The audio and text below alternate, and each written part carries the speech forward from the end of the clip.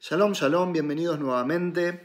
Hoy vamos a continuar con un tema que dejamos en el video anterior, donde estábamos respondiendo a una pregunta que nos llegó sobre si los noágidas deben celebrar la festividad de Sukkot en la forma, en el estilo que lo hace el pueblo judío, es decir, cumpliendo el precepto de salir de las comodidades del hogar y habitar durante 7 días en una suká, en una cabaña frágil, que ahí en el video anterior desarrollamos cuál era la idea, el significado espiritual, las reflexiones que podíamos obtener de esta mitzvah, de este precepto de habitar en la suká. Ahora, llegamos a la conclusión de que esto claramente en la Torá no es un precepto que aplica a las naciones, a los no ágidas, a las personas no judías.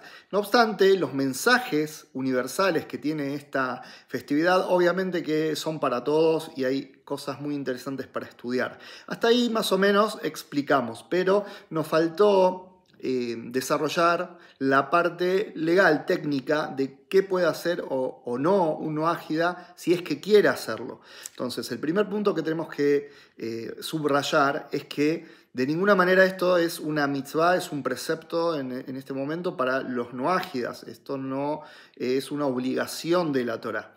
Es lo que la Torá establece. Así como la Torá establece mitzvot con determinado tiempo, como las festividades, por ejemplo, que la Torá dice van a hacer tal festividad en tal momento del año y no se puede hacer en otro momento. Y hay actividades o preceptos que Dios adjudicó a determinadas personas, por ejemplo, a los Kohanim o a los Leviim, a los sacerdotes o a los levitas. Y otro individuo del pueblo de Israel no puede hacer estas acciones de mitzvah, de precepto, que son exclusivas de los Kohanim, de los sacerdotes o de los levitas, en el caso que pusimos. Entonces, la Torá puso un orden y puso leyes de cuándo, cómo y quién debe hacer cada cosa.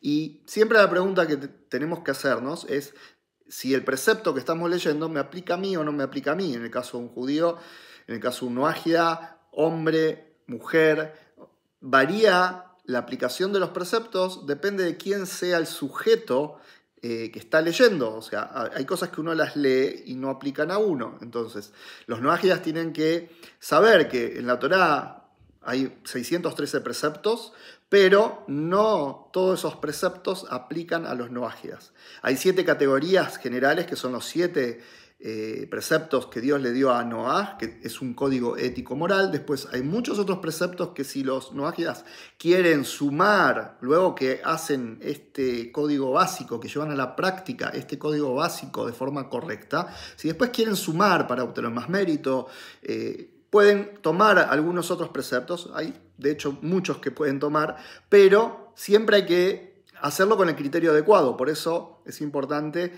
que cada noágida tenga una guía, un rabino, un maestro de referencia judío, que conoce la Torá, que es especializado en esta área de la Torá y que lo pueda guiar de forma correcta en la práctica, ¿sí?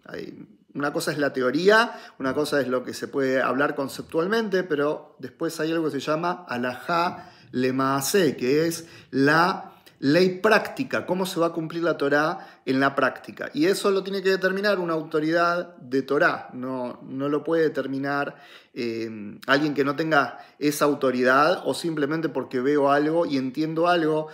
Por caso, como en este espacio en YouTube, veo un video, entendí el video tal cosa, entonces voy a hacer tal cosa. Lo ideal es que cada persona pueda tener una autoridad de Torá de referencia y consultar. Entonces, vamos a hablar un poco de esta cuestión de los no ágidas. Si quieren vincularse de alguna manera a la festividad de Sukkot, más allá de lo que hablamos en el video anterior, de la parte de las enseñanzas, del mensaje, que obviamente ahí no hay problema, porque el no ágida no está haciendo algo en la práctica. Ahora, la cuestión es cómo se acerca más en la práctica un no ágida a la festividad. No hay una obligación, pero si lo quiere hacer, hay que respetar el camino y las normas, como cuando un noágida se presentaba en el Bet HaMikdash, en el gran templo de Jerusalén, y quería presentar una ofrenda olá, un corbán olá al Creador, que era una de las diferentes ofrendas que se presentaban en el Bet HaMikdash, seguro que podía. Eso era algo que estaba totalmente permitido, y cuando, si Dios quiere, el Bet HaMikdash está en pie, la ley sigue rigiendo. O sea, un noágida tiene el derecho de la Torá de también ir al Templo Sagrado de Jerusalén y llevar una ofrenda. Pero hay leyes para las ofrendas, tanto para el judío como para el no judío, están legisladas en la Torá. Entonces, el noágida que quería presentar algún tipo de ofrenda en el Bet HaMikdash tenía que cumplir con los lineamientos, con las normas que la Torá establece para poder presentar un corbán en el Bet HaMikdash. Entonces, de la misma forma, si un noágida en estos días quiere vincularse a alguna de las festividades, en la mayoría de los casos hay formas, pero tiene que preguntar cómo, no hacerlo por motus propio como le parece. En la Torá no funciona ser autodidacta, porque cuando la persona es autodidacta termina inventando una religión, inventando cosas. Así surgieron las religiones. De hecho, hablemos de las religiones que se basan de alguna forma en el texto de la Torá y de los profetas del pueblo judío.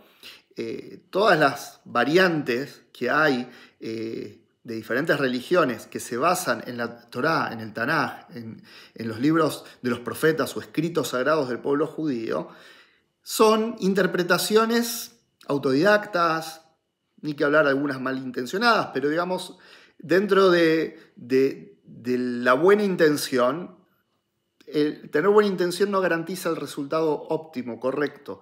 Hay que tener expertise, y la Torá, como la Torá misma atestigua, es una morayá, es una herencia del pueblo judío. Y la Torá, Dios prometió que no se va a apartar del pueblo judío. Así como Dios jamás iba a apartarse del pueblo judío, pase lo que pase en la historia, esto lo corroboramos hasta el día de hoy. La existencia del pueblo judío es milagrosa, y eso se debe a que Dios no abandonó nunca al pueblo judío. Nunca el pueblo judío dejó de ser el pueblo escogido por el Creador para cumplir un rol especial, para ser, como dice el profeta Yeshayahu, dentro de ese rol especial, una de las facetas es ser Or LaGoim, ser luz para las naciones. Como sea, cuando el noágida quiere cumplir con alguna festividad, debe acercarse a aquel a quien Dios le delegó esta responsabilidad de estudiar la Torá continuamente, de transmitir la Torá generación tras generación sin interrupción, y así es en el pueblo judío desde el monte Sinaí hasta nuestros días.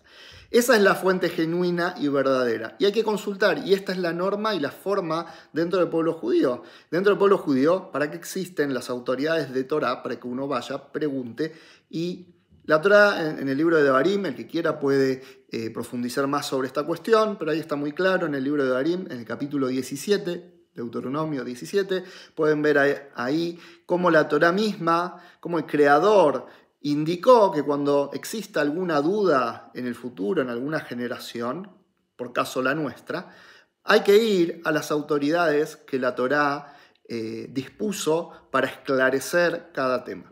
Entonces, vamos a hablar de Sukkot, y tenemos que saber que primero, como dijimos, no es una ley ni es una obligación que los noágidas hagan algo especial en Sukkot. Si lo quieren hacer por voluntad propia, hay un camino.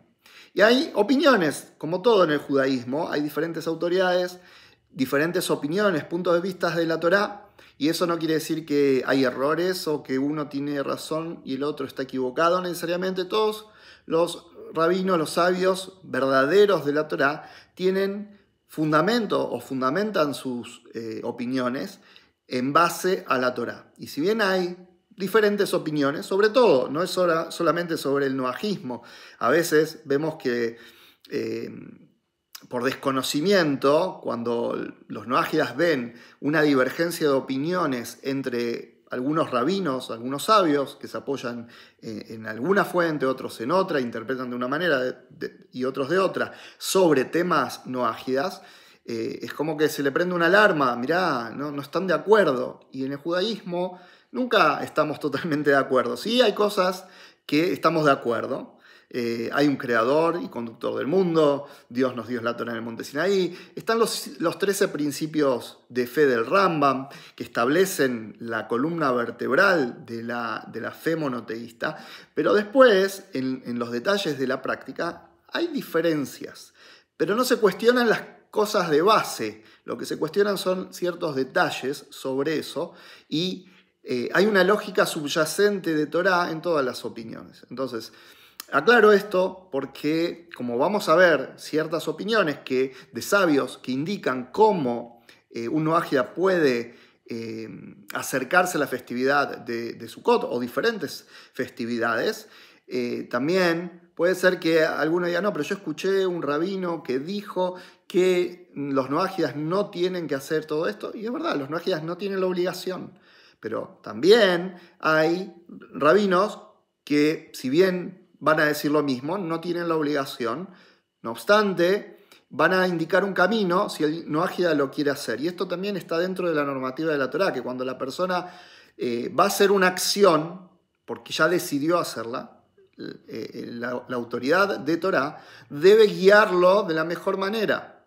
Entonces, también hay rabinos que toman sobre sí esta responsabilidad de decir, bueno, la gente que quiere hacer, que elige hacerlo y no está prohibido tampoco. No es que si lo hacen de la forma correcta no están haciendo una transgresión. En todo caso, sumarán algún mérito. En todo caso, aprenderán algo, se concientizarán de algo adicional a su base legal imponible. Entonces, está perfecto. Básicamente, quiero traer un resumen de las indicaciones que el rabino Yoel Schwartz, que es un gran erudito de nuestra generación, que escribió muchos libros de halajá, de normativa, y también publicó muchas obras esclarecedoras sobre la observancia noágida en nuestra generación.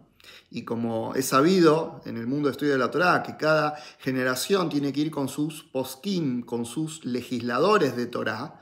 ¿Por qué? Porque son los que ven también en la generación lo que está pasando y pueden decidir correctamente. Lo que decidieron otros legisladores previos es algo que está basado en su observación y en su percepción del mundo de su generación que ellos estaban viviendo. Entonces, eso puede ser muy verdadero, muy real y muy correcto en ese contexto. En nuestro contexto, quizás no es que la Torá cambie, pero sí cambian las circunstancias. Y la Torá no es que caduca y no es que hay que actualizarla y modernizarla, sino que es al revés. La Torá tiene respuestas para cada situación, para cada generación. Entonces, en nuestra generación hay que buscar las respuestas que la Torá tiene para este contexto. Y en la próxima generación, si Mashiach no viene antes, que sea pronto, inmediatamente, pero en la próxima generación, si no es así, también los sabios de esa generación buscarán las respuestas correctas en la Torá. Y cada generación tiene que ir con sus poskim. Ahora, los mismos legisladores de cada generación buscan jurisprudencia, se basan para sus dictámenes actuales en todo lo que pasó antes, en lo que otras autoridades decidieron en la generación más cercana, en la anterior, y en la anterior, y en la anterior, y así van hacia atrás, buscando una referencia de qué decidieron otros que fueron más grandes que ellos en sus días. Pero la Torá nos indica que en cada generación tenemos que ir a los sabios y consultar. Por eso traigo la opinión del rabino Yoel Schwartz, que es una autoridad en nuestros días y en esta materia. Es un rabino que publicó textos, se especializó en esto, se le dio lugar, le dio tiempo, espacio al estudio de esto, porque como siempre aclaramos, hay muchas ramas dentro del rabinato y no todos los rabinos manejan todas las áreas. Hay rabinos que se especifican en determinadas áreas de la Torá y son expertos en esa área y en otras no. Entonces, un rabino que es experto en estas cuestiones que tienen que ver con las leyes universales de la Torá es una persona que tiene la autoridad para decidir. En general los rabinos saben las cuestiones globales de estos temas. Obviamente es un tópico que en algún momento de su formación lo cruzan, pero quizás no lo profundizan. Entonces puede dar indicaciones, puede enseñar de forma más genérica. Pero cuando tenemos que ir a lo que hablábamos de alajá lema'asé, una ley práctica, tenemos que ir realmente a los legisladores, a las autoridades que están capacitados para poder determinar cómo es la observancia de la Torá, y también hay que aceptar que hay diferentes opiniones. Entonces, esto es parte de la Torá, así se vive en el judaísmo, no es algo dramático, es algo con lo que convivimos y estamos en paz. Como hay un dicho, que donde hay 2 judíos hay 3 opiniones. Así funciona. Pero las opiniones tienen que ser opiniones de Torá. Aclaro esto porque a veces hay como una insolencia de la persona ignorante que dice, bueno, entonces yo opino distinto, pero ¿en base a qué? ¿Estudiaste?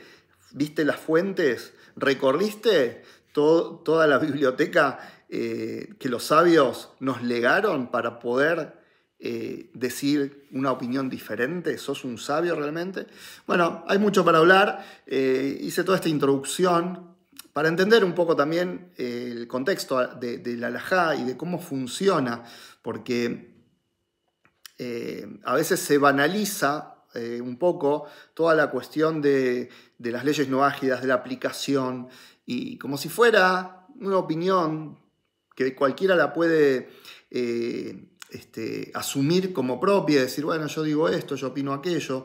En la Torá hay autoridades, entonces vamos a hablar en base a lo que una autoridad de Torá nos legó en esta generación, precisamente para traer luz a los noágidas que están buscando acercarse adecuadamente al Creador, que están asumiendo su identidad como hijos de Noaj monoteístas y quieren cumplir realmente con lo que les corresponde y quieren hacer las cosas de manera correcta. Entonces el rabino Schwartz, en un libro que escribió sobre las festividades, donde recorre el calendario de la Torá, enfocado a los hijos de Noaj, es decir, a las personas no judías, extrayendo las enseñanzas de cada festividad, algunas enseñanzas de las muchas que quizás se pueden extraer, y también extrayendo leyes prácticas y poniendo señales, límites, que el Noaj ya no cruce esos límites para que su buena intención de querer hacer algo y vincularse con algo de la Torá no se transforme en una afrenta, en una cosa negativa por desconocimiento. Entonces, ya teniendo en claro de que no todo lo que la Torá menciona es para todos, ahora vamos a lo que sí el rabino Schwartz recomienda sobre la festividad de Sukkot para los noágidas. Entonces, la primera pregunta, si se puede construir una sukkah. Sí, los noágidas podrían eventualmente construir una sukkah. Una especie de sukkah no tiene que tener tampoco los requerimientos halágicos normativos que se pide en la Torá para el pueblo judío. Que sea algo representativo de la sukkah, aunque no tenga los detalles. Más que nada, la cualidad principal de la sukkah es que el techo sea un techo frágil, que no sea algo sólido, sino que se note que es una sukkah, para recordarnos este mensaje que hablamos en el video anterior, del cuidado divino, de depender de Dios, de reconocer a Dios como creador y conductor del mundo, etc. Entonces, eso sería el primer punto. ¿Un noágida puede construir una sukkah? Sí, siempre y cuando no esté entendiendo que con esto cumple un precepto. Tiene que entender que es algo pedagógico, es algo que le va a ayudar a internalizar una idea, pero no que está cumpliendo un precepto. Porque en el momento que él dice, esto lo cumplo porque Dios lo ordenó y yo estoy haciendo el precepto que Dios le ordenó a Israel, siendo que él no es Israel, en ese momento él está incurriendo en una prohibición dentro del código noágida. Hay una prohibición que se llama Hidush Dat, que es la prohibición de inventar, de innovar una religión. Y eso puede ser incluso dentro de los 7 preceptos, dentro del propio código noágida, donde el noágida empieza a establecer dentro del monoteísmo y dentro de los 7 preceptos que tiene que cumplir cosas que Dios no le pidió. Y eso ya se constituye en religión. No necesariamente el sinónimo de religión es que es algo negativo. En muchos casos sí. La idolatría por lo general lleva a cosas negativas, pero dentro del monoteísmo también la persona puede construir algo que en realidad no es correcto y eso es un problema. Entonces, ¿por qué? Porque dentro de las leyes del código noágida existe esta derivación que se llama Hidush Dat, de no innovar, de no crear una nueva religión. Entonces, si quiere hacer una sukkah, seguro puede, pero con la condición de que no entienda que está cumpliendo una mitzvah, sino un precepto, sino por otro motivo, porque le está facilitando entender algo, reunir a la familia en torno a esta construcción y poder vivir su identidad, no tomar la identidad de otro.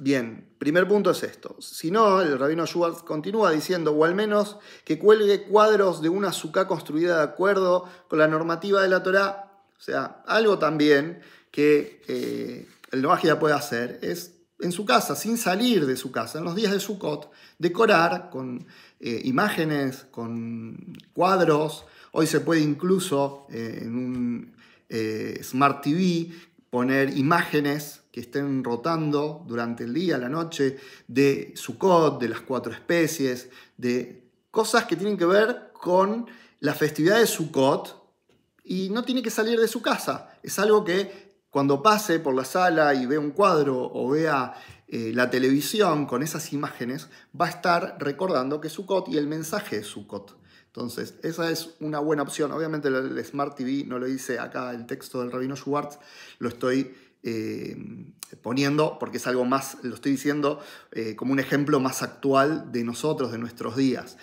Lo que quiero mostrar con esto es que se puede buscar la forma de que el noágida se inspire, que esté conectado con estos días y con el mensaje de estos días, pero no necesariamente tiene que hacer todo este esfuerzo de construir una sukkah, salir a la intemperie, etc. Entonces, ahí en el caso de las imágenes que busque, obviamente imágenes que sean de Sukkot o de las 4 especies de Sukkot, que vamos a hablar seguramente en otro video, que tome fotografías que sean correctas, o sea, que sean fidedignas, que muestren, que reflejen realmente cómo el pueblo judío cumple esta mitzvah de Sukkot. Y esto porque dice, ya que en el Talmud, el Tratado de Avodah Zará, ahí en la página 3, dice que en el futuro el eterno Dios dará a los hijos de Noaj, a los gentiles, los preceptos relacionados a la Sukkah para que los realicen. Entonces esto lo desarrollamos más en la clase anterior, que en el futuro Dios va a darle a las naciones el precepto de la Sukkah. Entonces tiene que ver la Sukkah en alguna dimensión con las naciones, no ahora, será en el futuro. Entonces, augurando de alguna forma esto, los noágidas pueden conectarse.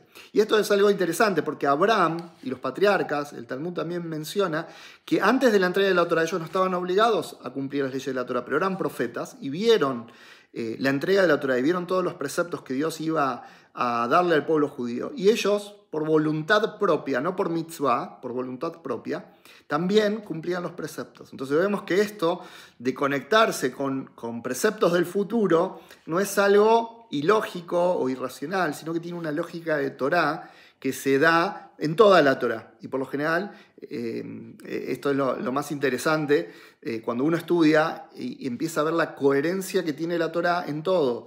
Cuando uno ve algo novedoso en la Torá, en realidad después descubre que también esa misma idea estaba al principio, en el medio, por todos lados. Como enseñan los sabios, que la palabra emet, verdad, en la Shona Kodesh, en hebreo, está compuesta por la Aleph, la letra Aleph, por la letra Mem y por la letra Tav, que son la primera, la letra central y la última letra del Aleph Bet, del abecedario hebreo.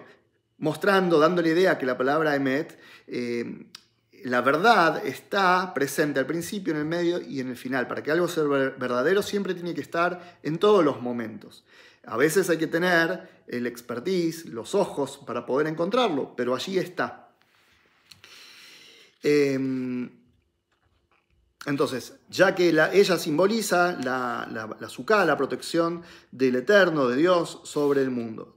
Y también nos insinúa que la futura Sukkah de los días venideros que habla el Talmud citado estará construida con la piel del Leviatán. Esto también es una cuestión mística, hay muchas opiniones de qué significa esto de la piel del Leviatán, qué es el Leviatán, pero a grandes rasgos, para lo que está escrito literal, Leviatán es un monstruo marino, ¿sí? Como un gran pez, una cosa así, y está escrito que esa Sukkah en el futuro va a estar construida con la piel del Leviatán. ¿Qué significa esto? Lo dejaremos quizás para otro video en algún momento, de hablar del Leviatán y las diferentes opiniones e interpretaciones de los sabios. Pero solamente, acá para entender el contexto, el rabino Schwartz lo que está trayendo son citas de la Torá, de los sabios, del Talmud, donde se muestra que hay una conexión de los noágidas con la festividad de Sukkot, que no es un invento de él, no es que él se levantó un día y dijo, bueno, yo voy a decir que los noágidas pueden vincularse a la festividad de Sukkot porque me parece. Él, siendo un gran sabio de Torá, lo que está mostrando es que no es lo que él quiere opinar, sino que es lo que la Torá dice.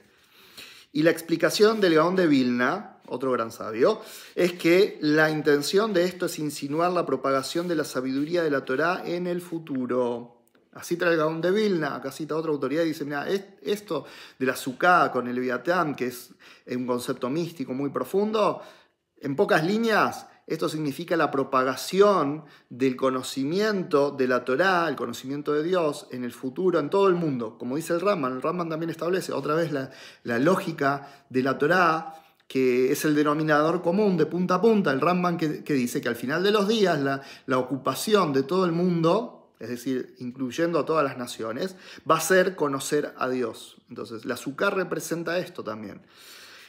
Desprendiéndose de esto el hecho de que a nosotros en la actualidad ya nos es posible observar cada vez más y más mucha cantidad de personas que saben leer, escribir. O sea, esto no era tan así hasta hace pocas décadas.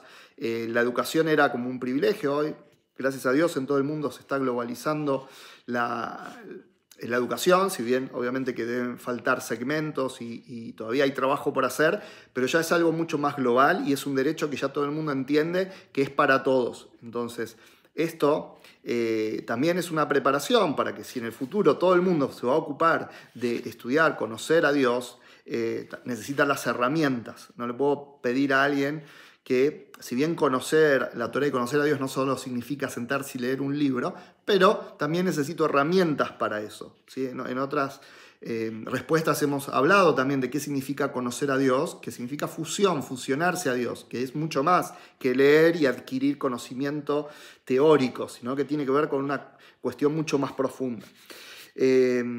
Pero bueno, acá el rabino Schwartz trae esto también, como mirando en perspectiva la historia de la humanidad. Dice, mirá, esto que también todas las naciones han globalizado la educación y lo han convertido en un derecho que se pelea por el derecho a la educación. Y vemos en los países como siempre hay protestas y reclamos y en las campañas electorales siempre es un tema que está dando vuelta a la educación.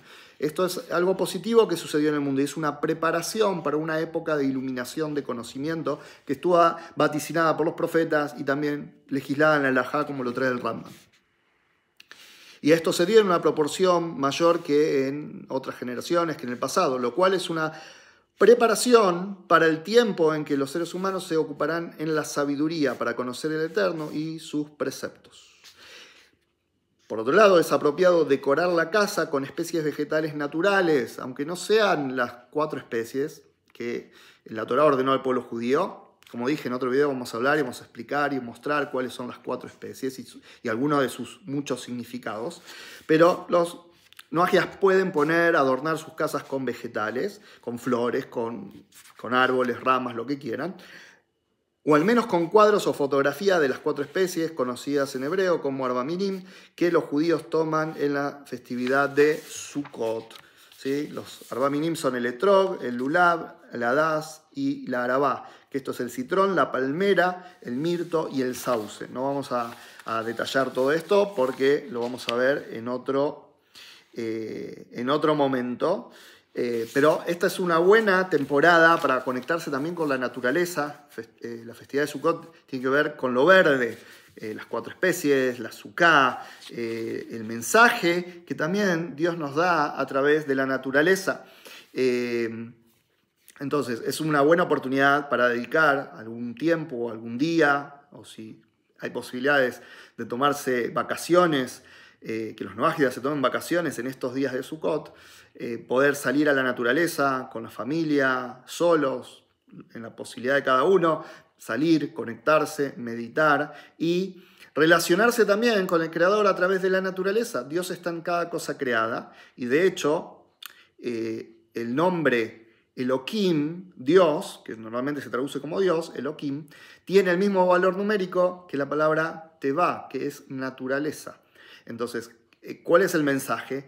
Que Dios se revela y se conecta y habla a la persona también a través de la naturaleza. Como hablamos en el video anterior, Einot Milvado, que no hay nada fuera de Dios. ¿Qué quiere decir que no hay nada fuera de Dios? Que en cada cosa creada, incluso en el aire que respiro, en uno mismo, allí está el Creador. Haciendo que, trayendo a la existencia cada ser creado. Entonces, Sukkot es un buen momento para también bajar un poco la velocidad con la que uno anda, que los noagias puedan aprovechar un poquito, dentro de lo posible, conectarse con la naturaleza, disfrutar de la creación y reflexionar sobre los mensajes que el Creador tiene para nosotros a través del mundo natural. También el Rambam trae esta idea de que la persona debe contemplar la naturaleza y a través de la contemplación de la naturaleza despertar amor y temor a Dios. Entonces, no necesariamente los noagias tienen que ceñirse a las reglas de la construcción de la Sukkah o de tomar las 4 especies. Sí se pueden inspirar en el mensaje. Si quieren dar un paso más, como vimos, el rabino Schwartz nos trae la forma de hacerlo correctamente. Si van a construir una Sukkah, no tienen que decir la bendición previa al ingresar a la Sukkah, como es en el caso del pueblo judío, que decimos una bendición. Cuando moramos en la Sukkah y cuando vamos a comer dentro de la Sukkah decimos una bendición. Todo eso que está legislado para el pueblo judío no lo tienen que hacer.